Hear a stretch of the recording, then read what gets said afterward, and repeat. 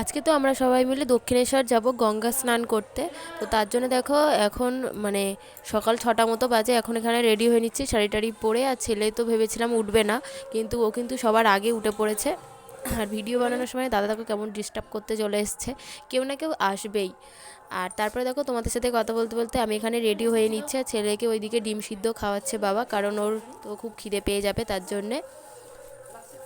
আর হ্যাঁ, তোমাদেরকে তো বলতে ভুলেই গেছি যে আমরা আজকে কারা কারা যাচ্ছি। তো এখানে আমার বোন আর দাদা, মা আর আমাদের সোনা যাচ্ছে। তোমাদের দাদাভাই যাবে বলেছিল, কিন্তু সকালবেলা ও ডাকলাম, বলল আমি যাব না, আমার ভালো লাগছে না। তো ওকে বাদ দিয়েই আমরা সবাই মিলে চলে গিয়েছিলাম। আর বাবাও বাড়ি ছিল ওর সাথে।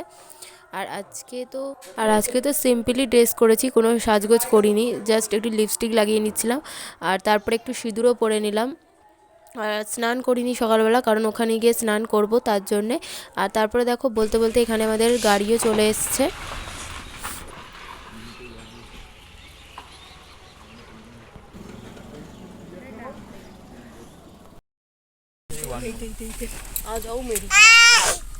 এই তো বোতল এখানে দে দে পিছনে। টাকা দিয়ে দাও দাদুকে টাকা। ঠান্ডার সময় এর মুখটা দেখো। কোথায় যাচ্ছে তুমি? মানে হ্যাঁ, বের বের করতে। আর আমাদের বাড়ি থেকে তো দক্ষিণেশ্বর যেতে প্রায় 1 ঘন্টা 4-5 মিনিট মতো লাগে। আমার বোতলগুলো নামাও একটু।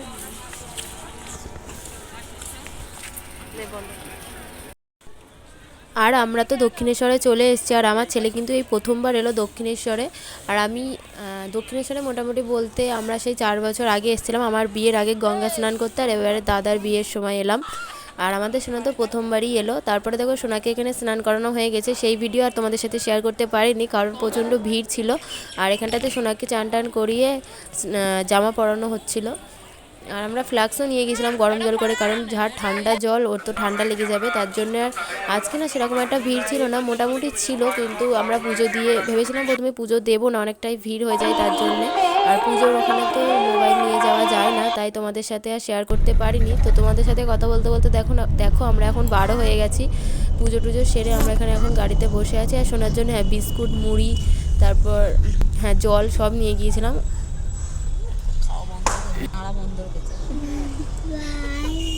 বাড়ি যাচ্ছি, তুমি বাড়ি তাড়া করে দাও।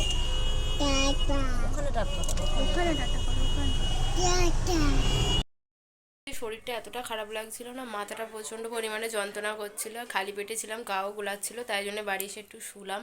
তারপর আবার ক্যামেরাটা অন করেছি। তো এখন আবার মামার বাড়িতে যাব, সেখানে নেমন্তন্ন আছে, খাওয়ার নেমন্তন্ন। তো চলো একটু কিছু খেয়ে নিই, প্রচণ্ড পরিমাণে খিদেও পেয়েছে।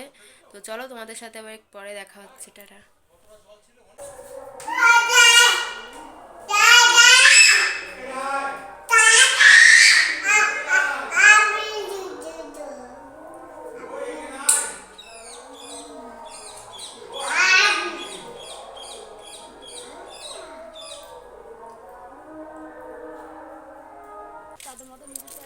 না, আমি অন্যায়তে নিয়ে নেবো। হ্যাঁ, দিদার কাছে একটা নিয়ে আসবো, কোনো আসছে আসছে।